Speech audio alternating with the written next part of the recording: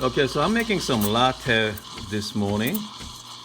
As you can see, the key is you're gonna be put the steam one just below the milk, kind of like steam it, and you're going to create that tornado, circular motion there, as you can see.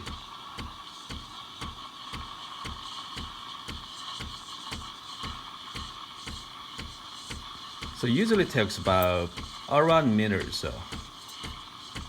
So you know when when milk is ready. If you touch the bottom, go a little below there, son. Yep.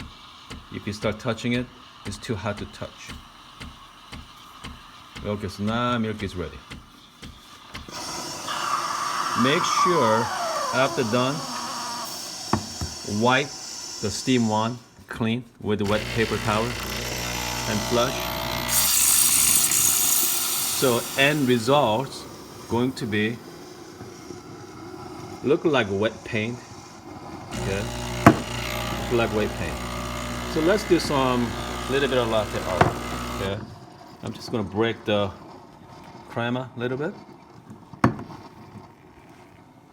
Here we go.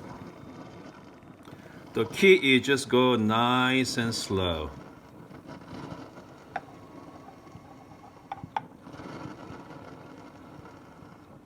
Something like that.